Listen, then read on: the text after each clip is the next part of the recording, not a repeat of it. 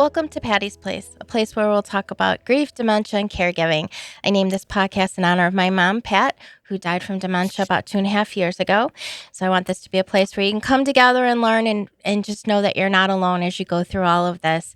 So grab your cup of tea, your cup of coffee. If you're having that really bad day or crazy day, grab your glass of wine and we will get talking. So today we are talking with Paula Harris.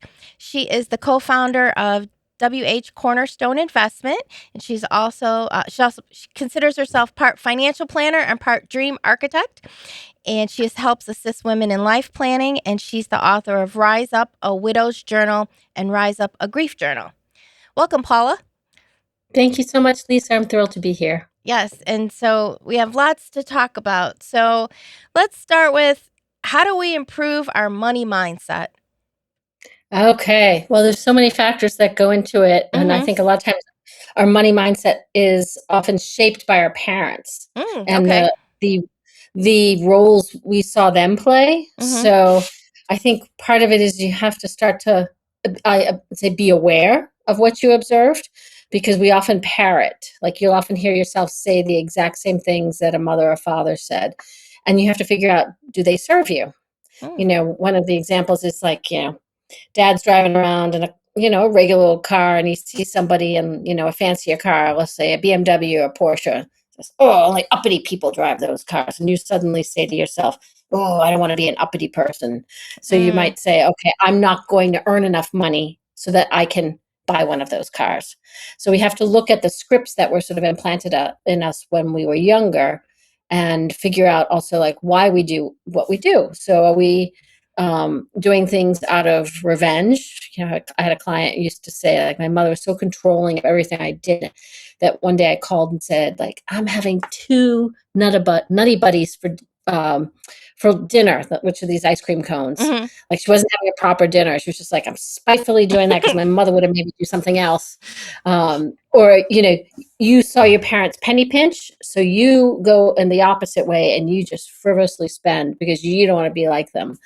So I think it's becoming aware of it. And then you have to think about, okay, what serves me and what are my goals? So if your goals are to build wealth, to have your own home, to have a healthy retirement that you don't have to work until you drop, that means you have to plan ahead, and you have to say, okay, I'm not going to succumb to every instant gratification. I'm not going to look at every billboard, every message on my social media and say, I have to buy that. You say, nope, I want to have something that's going to be better in the future than right now. So there's a lot of things that you have to start paying attention to and noticing. And then sometimes you need more help, around fixing that or setting it, depending on what you want, and figuring out what your core values are. Okay. That's all good advice that we all can use. So Yeah. so as we're thinking about that and thinking about the future, when we're trying to improve our money mindset, at what age do you think we should do the gift of preparedness for our loved ones to ensure that things are taken care of? Yeah. So I think, let's start like super young. You're a parent of someone going off to college, a teenager, someone who just turned 18. They need to have a healthcare proxy that says, okay, if something happens to that child, guess what, parent? You're no longer responsible. They're not considered their guardian. So you don't get any access, and they are an adult and on their own. So having them make sure that they have a power of attorney and a healthcare proxy so that you can still act in their behalf. So it starts then, and then you have to make sure you have those documents. So I'd say, as you start to get into your 20s, and you're independent, maybe you're getting married, you're starting to buy real estate, you need to start to have documents in place that say, what happens to me as a human being if I can't make decisions on my own? What happens to my stuff? And you can do a lot of things by naming beneficiaries, which is really important. So like, you've started, at work, and you have a workplace retirement plan, you make sure you name your beneficiaries. But guess what? A few years go by, maybe you named your brother or sister, but then you got married. Okay, that you don't want to have your brother or sister still named, or your parents. You want your spouse named. And so you have to sort of check these things as life goes on. And as you sort of get even older, you get to the point like where you probably were with your mom, when she gets to the point she can't make decisions on her her own, you want to have these conversations before something happens, before a cognitive decline, before an accident. We've been helping a client. They're different ages by about 15 years. He's late 80s, she's early 70s, and getting their estate plan in place. They didn't have one. And then we decided we're going to start getting some consolidating their assets in one place. And then he ended up in the hospital like a week after we set a lot of things in motion. The estate plan's done. He's in the hospital, and now he's going to have a procedure next week that's pretty serious. So there's always a good time is now to get prepared. And as I've said before, I was lucky in the sense that because there was a family, something happened in our family where it made my parents be like, oh, wait a minute, we don't have these things in place. And so they went and did the powers of attorney for healthcare, finance, and everything. And that's actually how we got my mom diagnosed, because she refused to go to the doctor. That's how we were able to do that. So you would say the important documents we should always have on hand would be like your healthcare power of attorney, your financial and your financial proxy, and like make sure your benefits are beneficiaries are updated, like for 401k. And then I think next thing is going to make sure you have a trust or a will. Okay. So trust, I'm based in Massachusetts. It's very important to have a trust especially if you have property, because there's no way to name beneficiaries on property, like your home. So it would go to probate, and probate, during COVID was taking over a year. Mm-hmm. It's still taking probably 6 months to a year, depending on which court system you go through. And you don't want to be tied up and not be able to make decisions around a property, especially if someone needs that money, or there's something else going on you need to get out. So you want to make sure that you have that proper, based on what state you live in. Most of the time it's going to be a trust, because a will is a letter to the probate court that makes everything public.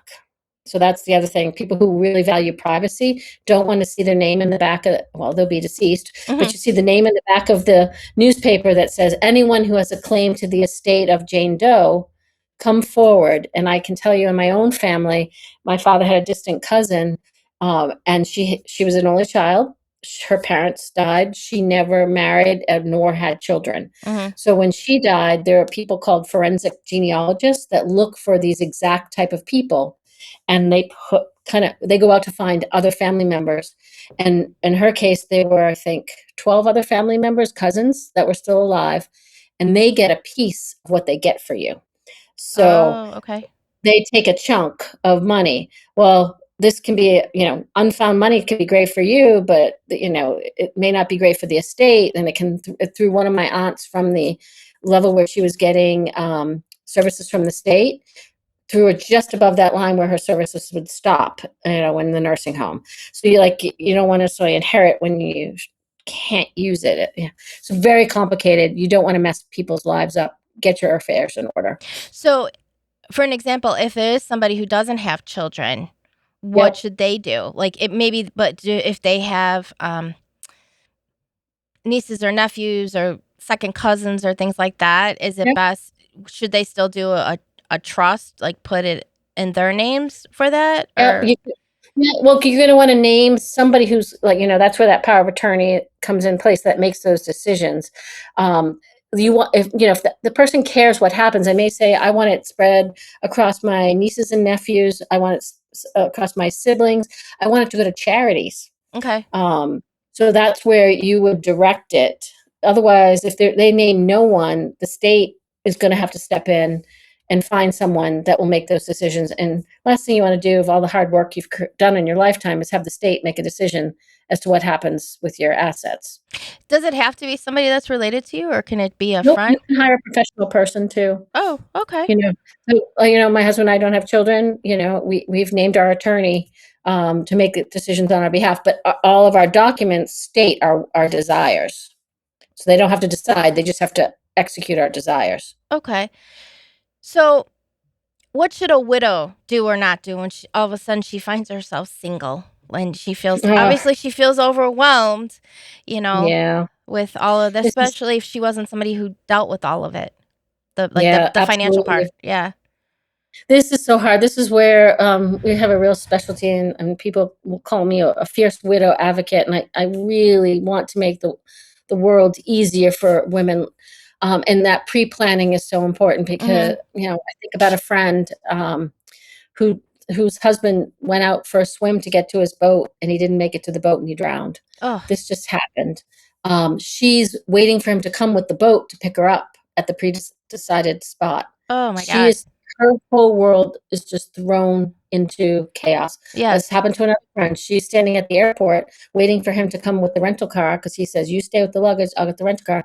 And he never made it out of the rental car agency. So life changed like this. So, you know, you need to have some buddies that you trust, whether it's children, best friends, Mhm. sister, brother, a financial advisor. You need to have some people around you, your trusted team, that Mhm. is going to be your eyes and ears to help guide you through this next period of days to weeks to months to really, it's probably about a 2-year process before you start to feel like your feet are underneath you. That's very true. And yeah, it's very disconcerting. I talked to a friend the other day, and it will be 2 years in October. And she said, "It has been such a hard month." And I said, "Well, what have the triggers been?" "Well, we took my husband's car in for service." Mm. So that was like, she still owns that car, and that was a trigger point. And we have a boat. I see the boat. The kids love using the boat, the adult kids, the grandkids. And I keep thinking like how much he would have loved to be a part of this. So that just makes her a puddle. So you don't know when the triggers will happen and when you just will have like that day you want to pull the covers over your head. So, but for definitely the initial days, I always tell people, have a notebook, because you're not going to remember what was said to you. And there's going to be so much important information that you want to be able to write it down. And so that you can say, okay, I can go back and reference this. Uh, I just came back from a fishing trip, and everybody the other women on the trip said, you got to watch the TV show, The Madison. I don't know if you've watched it, No, I haven't. but it is about a widow and that journey in those first days of having to figure out where to bury him, what to do with the property, what was his wishes. And she had I'll say the additional burden of her brother-in-law as well. She had to make decisions for his body because he was single. His wife had died. Mm. And it's just like dealing with the family members and their emotions. Like, a lot of people will tell me like they're grieving, and like somebody else who loved their spouse is also grieving and turning to them to be comforted. And it's like, I can't comfort you. Right. I'm in my own pain. Um, Exactly. so Yeah. there's just so many things, and that's partly why I wrote the journals that I wrote, just to help people have a place to put like their thoughts and emotions on a page or make a picture.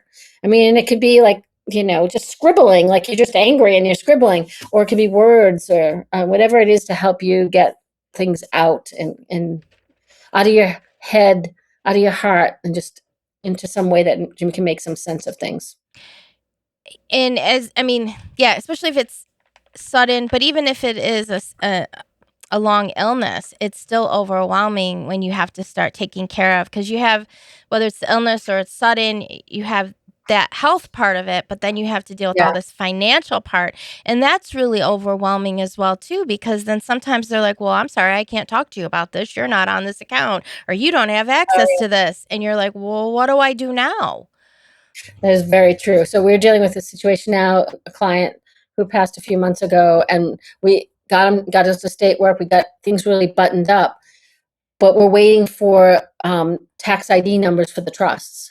And the attorney, it's been 2, 3, 4 months, and we don't have them yet. And we keep asking, and she just wants to get things done, and she's trying to. One of the parts of moving forward for her is getting things ticked off the to-do list, Mm-hmm. and the paperwork, like you said, is overwhelming, and the amount of time you spend on a telephone getting circled, and I think that just continues to get worse as we have less people to talk to. Yes. So I know a lot of times with our clients, we will help them through that. Get on the phone. All right, we'll sit with you on the phone through this, because we can be that financial translator where they would have gotten stuck and someone would say, that's, yeah, that's the form. And we're like, no, in the past we've seen this type of form. And so having, this is where a financial advisor or your estate planning attorney, like people who've been on that road, even that trusted friend who's just going to be that advocate that says, no, we're going to push for the right answer. No, do not hang up on us until we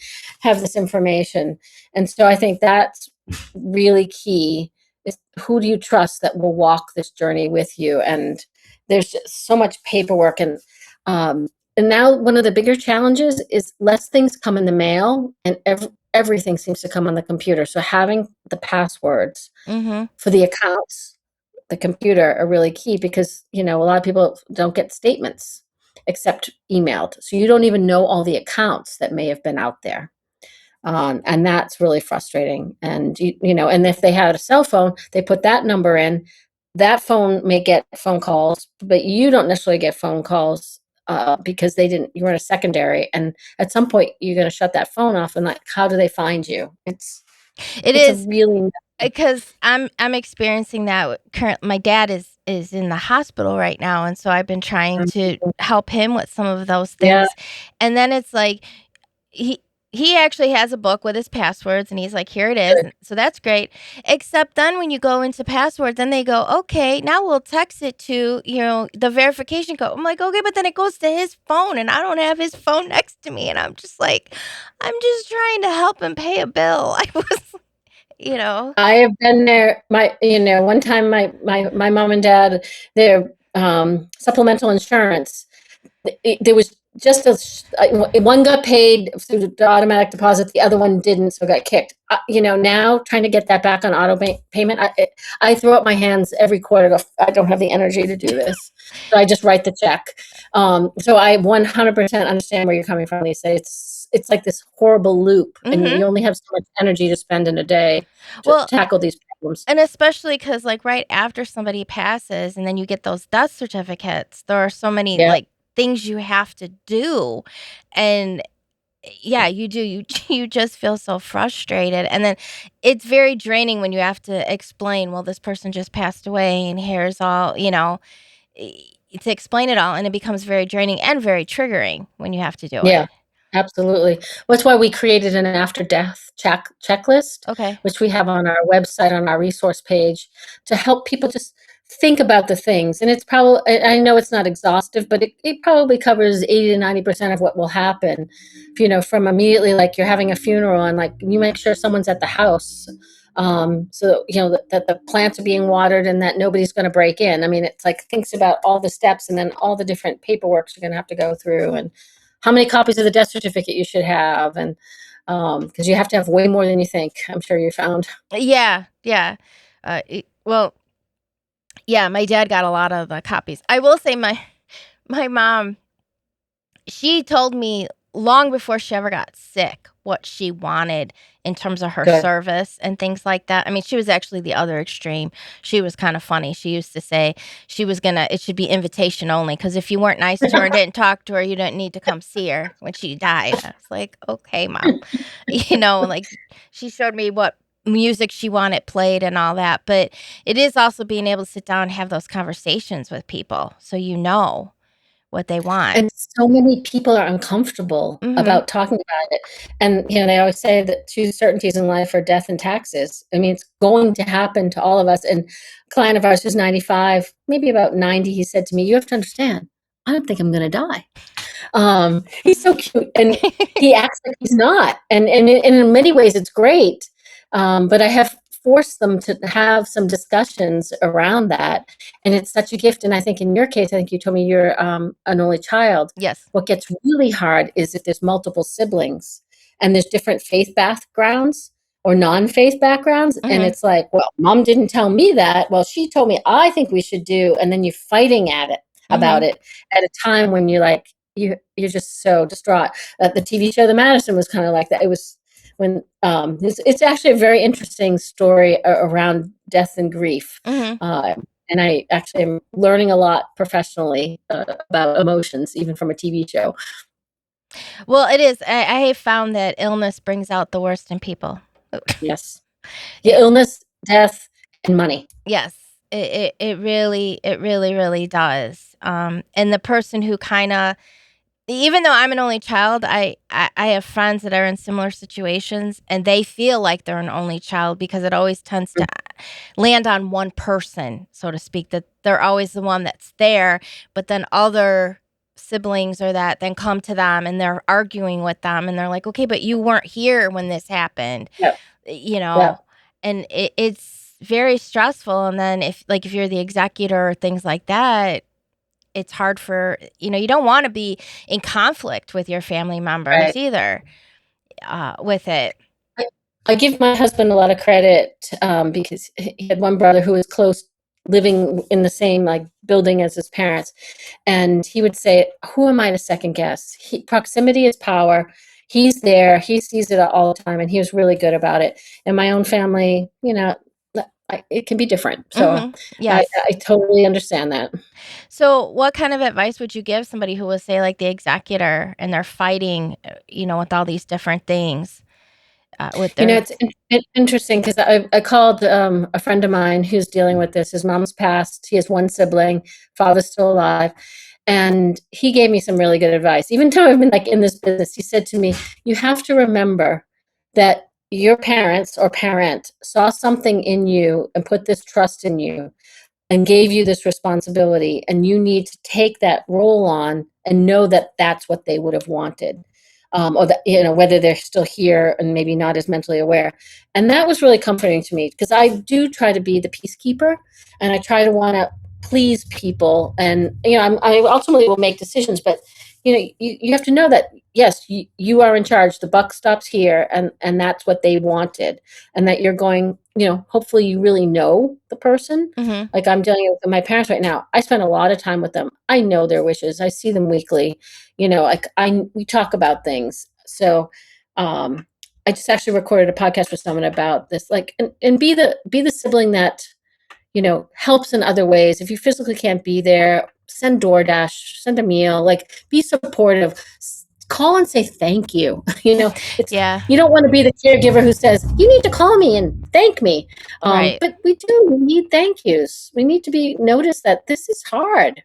This is really hard. And I'm lucky. My parents are so sweet and they thank me. And I'm grateful for that. Then that's really the most important thing. They're grateful. So like look for your angels and helpers. Don't be afraid to ask for help.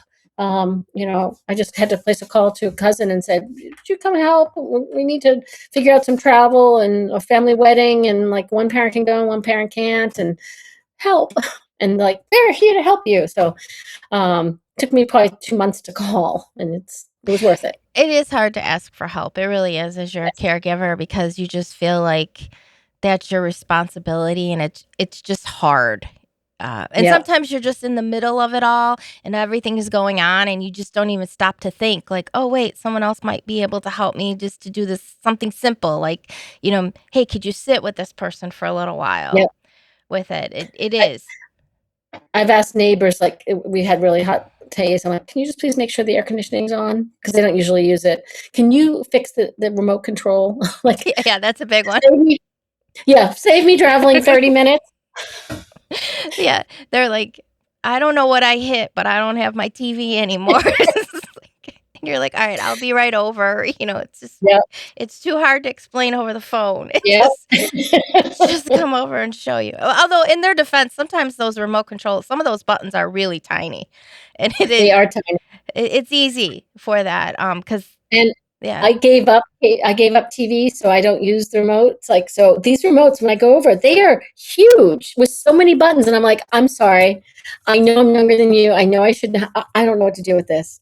Yeah, it is. It's like seems to be that one is pretty popular. Like you hit something and well, my mom used to get confused. Like she would think that the remote control was the phone, and Oh yeah, sometimes her remote control went missing, and it would take my dad and I sometimes a couple hours or days till we found it, and it was always in the most craziest spot. Like, how did she get that there? I just don't know. that's where AirTags, Apple AirTags are super important. If you could tape it on, I'm not saying that the person may not take it off, Right. but like if you can like try some of the like AirTags have been a huge help with like pocketbooks and things with my mom. Like, you find all these tricks, and finding people that you can ask, like, how did you deal with this? That's a lifesaver. Oh, yeah, because like I have tried to tell people, with dementia, there is no cure. Hopefully someday there will be. And, there was nothing I could do, but the only thing I could give her was peace. And that Yep. was all she ever wanted was peace in her life. And the easiest thing, but the hardest thing is to enter their world. And, Mm, if she said the sky was green, I went with it. and yep. but I was able to then be in the moment with her, and I'm grateful that I was finally learned how to do that, because it's not an easy thing. No. It's very hard to get to that point. But there were times where she would look at me and say, I know how hard this is on you. And I knew she was having a lucid moment, for it. And Yeah. And you treasure that, like, that's the encouragement you need to, like, keep going. yeah, and it is hard because it's hard as a caregiver to step out of yourself and Yep. put yourself in your loved ones when they're struggling with things with it, because your emotions are so high. Yeah. It's really hard, and then you add all that money issues into it, and it just makes you even crazier. Well, let me go touch on that for a moment. Sure. So, as a caregiver, one of the things is, you got to take care of yourself, Mhm. both physically, emotionally, and financially. So, I'm in a Facebook group called Working Daughters. I don't know if you've ever been in that one, No, I haven't. but, like, people will, they will give up their work to go care for somebody, and they will dip into their retirement, and they won't take care of their own finances because the parents hadn't saved well. One, as a parent, someone who's older, please get your affairs in order so that you don't be a burden to your children. And then two, you can't go financially in debt taking care of someone else either. You have to Mhm. know this fine balance of, like, okay, they really don't have any money and you're spending all your money, like, you might have to look into social services for them. And if you deplete yourself emotionally, spiritually, and financially, you're not going to be able to caregive. And so there's this balance of, like, taking care of yourself in all those ways, so you don't burn out. And it is very easy to burn out as a caregiver. Yeah. It's very, very easy. And I think too that people sometimes they have I don't know, e either they don't know how to approach social services, or they Yeah. feel like they shouldn't, but there's so many different in every area, it's different, every state and stuff, but they're there for people, and Yeah. sometimes it can really be helpful. You learn more of the resources that are available out there to help, and every Mhm. little thing helps, because it's expensive too when you get Yeah. into whether it's assisted living or memory care or any type of a nursing home. They're expensive with that. Yeah, and then in our area, Massachusetts, a nursing home is probably about 20 grand a month. It's in other parts of the state, the South, I mean, country, like the South, it's assisted livings might be 6,000 a month. Where here, it's probably more like 12,000. So it is very expensive. And so the way I always look at things is, okay, this investment in XYZ, to keep my parents in their house is less expensive than 1 month in assisted living. And so that's how I kind of measure spending. Like, the ROI on this will be good, even if it's a couple months. Like, how do I keep them independent, safe, instead of going to a facility, as long as they're safe. Right, and I think that should be the benchmark for most people. Are they Yep. safe to be alone with it? Yep. And Yep. it is hard to get to that point and to have those conversations with them, to be Hmm. like, because they're gonna fight you on it. you know. Well, I think the other thing is, at some point you realize you've become the parent and they've Yes. become the child, Yeah, and that is and you hard don't too. want to do that. Hmm. No, no, you don't. But again, you want to keep them safe Right. for that. Right. So, we didn't get a chance to talk about your website yet. So, what can people find out on your website? I was on it for a little bit as well too. I know Sure. your books too. You said were on there. Yep, thank you. The website, we've done a great section on resources. So we've got, um, how to, the after death checklist. We have a workbook for someone who knows that the curveball is coming. Mm-hmm. And so how do you prepare? What are the things? How do you start to get things in order? How do you build your support team? We have one after situations happens called rebuild. And it's like, how do you rebuild your life? And thinking about things like that. We have tools for how to support a widow at the holidays. That's a big deal. Mm-hmm. Holidays are super triggering for people. Yes. And we have resources on a Medicare guide, how to choose Medicare when you're 65. We've got, oh my gosh, I'm trying to think of all the different things we have. We have a blog that has a lot of great articles. I've actually started to use my own experiences around caregiving to like how to help aging parents. A lot of things that way, a lot of things on how to, build wealth, a lot of ways into support widows. There's just a tremendous amount, and everything we have there, we've created. So we're Okay. not just recycling somebody else's, generic off the shelf. It is based on our professional experiences over 30 years.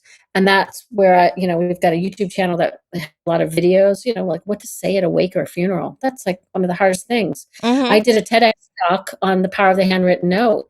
How to write a note to somebody at a grieving time is tremendous. So super important. So the two journals are, about 200 inspirational quotes, 50 writing prompts per chapter, broken into 10 chapters on the grief cycle and the journey from like finding out, you've got to deal with this to sort of getting to the point where you're able to get on your feet and move again. And people have told me how helpful it's been to just have that touch point of like, a place to gather just to reflect and think, whether they write or not. Sometimes people start at the beginning, some people just pop open a page. Yeah. And those are available some local bookstores, but on Amazon. So that's been super helpful. And one of the nicest things, a widowed woman, was just gifted one from a friend. She called me and she gifted 50 copies to our local grief center Oh, wow. That was for very other nice. people. Oh, that was the most touching thing that has happened. And, and I was able to give it to her at, my author costs. And it was like a wonderful gift that will just ripple to so many other lives. That was really special. Uh, how does somebody prepare for a curveball? I think some of that, like things we talk is getting your affairs in order, like, being an organized person, letting people know where things are, getting that estate planning work done. Don't keep putting off for tomorrow. Like, oh, I'll get to it tomorrow. I'll get to it tomorrow. Have the hard conversations. Like you said, your mom told you what you wanted. When your mom approached you, did you go, no, no, no, I don't want to talk about it because I don't want you to die? It's like, no, you sit there and you listen. Mm-hmm. And you engage. But too many of us will say, I'm too busy, not today. I heard someone said the other day, like, I remember when my dad asked me at Thanksgiving to go for a walk, and I was like, yeah, I'm not interested. It was like they were like in college. And he died, say, like 15 years later. And she goes, I always regretted I didn't go for the walk that day. So Mm-hmm. how do you live life without regrets? Tell people that you love them. Tell them what's important. Tell them like why you did what you did. We've seen situations where a father gives, the biological daughter, a big annuity, and the second wife doesn't get anything, gets the house and some cash, but like, why did you do that? And now they're fighting. It's not Right. usually a second relationship isn't great to begin with. And it's like, whose candlesticks are those? Like, Yeah. if you just had a conversation and said, this is my plan, like we do a lot of family facilitation of meetings of like, what do you want to see happen with that house, with that business, and get people to talk about it. We did one last summer, and there was I said to the mother, because I always pre-interview everyone, there's going to be some hard things coming up. Yeah. And she's like, all right, kids, you can just tell me straight. And so like, put your armor on, put your big girl pants on and go do it. Yeah. I mean, it isn't pleasant to talk about it, but I was glad. Actually, my dad has told me too. Like, I know exactly what he wants as well too. Good. Um, yeah, I've always appreciated and grateful that my mom never shied away from talking about death. It just Yeah. wasn't. She just wanted. I think because she had a lot of tragedies in her life, so it was almost Mhm. just part of her. So she kind of taught me that it's just part of life as well. And you just it's important to know those things because you don't know what will happen when it will, Right. and then to be able to honor that person's wishes, I think is what's Yep. important for that. And it goes along too, like I agree with you. Holidays are very difficult for widows. What's the best thing that somebody can do to support them during a holiday I would season? say one is don't shy away. Invite her to the party, go to lunch, send her a card, drop a gift off, ask about their family traditions. You know, the biggest thing is bring up his name. Mm-hmm.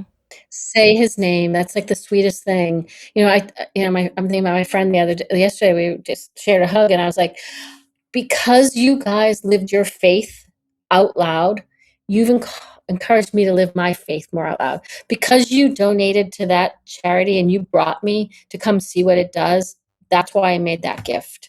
Like, and she said, "Oh, thank you for telling me. Like, don't hide the stories." And I was like, "Share them. Be aware, and don't assume, oh, she won't want to come because she's a single. Let her make that decision." you know uh, and if you're doing a party with 12 couples, go figure out something where you guys get to do something, or 4 women go do something. Right. Find a way. Right, and I think it's also important too that to be able to, especially like at holidays and Christmas or things like that, to be able to have that conversation like, do you still want to do that tradition this year? Or do you Yep. need to do something else? Or that it's okay if you don't want to put up the big tree this year. Right. Maybe you just want the small one. And I tell everybody too, I find comfort when people talk about my mom. Like Oh, good. I find comfort. Like I want to talk about her and laugh and different things. But I know sometimes people don't know what to say, and I'm like, well, Right. I want to talk about her. So I always try when I'm around people who have lost others, I'll bring up them because I'm like, they're still alive in your heart. Absolutely. And it I could tell it brings comfort. And sometimes you want to talk about those funny things that they did, those, Yeah. those stories, because as it goes on, that is what you remember. You don't remember as much as, I mean, you never lose the illness or the sudden, if it was sudden, but then you think about before all that, those Yeah. good One times. of my favorite things to do at a wake or a funeral this time afterwards, especially if I didn't know the person, is tell me something that I didn't know about the person, or tell Hmm. me something you want me to know. And I did that for a friend's mother, and the uncle was this brother sister started to say, we had a special needs sister, and my sister took care of her with such loving care. I didn't even know about the special needs sister. I learned so much in that 5-minute conversation that was transformational. And he lit up talking about his 2 sisters. And it was like it was a gift to me, and it was a double gift to him. So you're on the right track. Well, my mom, she said to me, she's like, because she decided she was going to be cremated, and she's like, I don't care what you do with the ashes, keep them, don't keep them, put me somewhere peaceful. I don't care. And then she was like, you could do whatever kind of service you want. Maybe have people talk about me. I don't care. Do whatever you want. I go, okay. So anyway, we had a nice service for her, and I told family and friends, I was like, well, we'll open it up and you can talk about her, tell stories. And a couple of my cousins' kids, because they were kind of like more like her grandkids in some ways, like she was very close to them. Even they were her great nieces and nephews, and they were like, "Can we say this about Auntie Patty?" I go, "You can say whatever you want about Auntie Patty." And then they were telling the story, and everybody was laughing. They're like, "But we just love when she did that." They were just like. And I was like, "Say That's whatever so neat. stories you want." And they had the best time, and people laughed and everything. I'm like, "Well, she would like that, for that." One of the things, it's great that your mom gave you so much flexibility. One of the things a neighbor's husband just died, and he wanted no services. He didn't want to put in the paper or anything.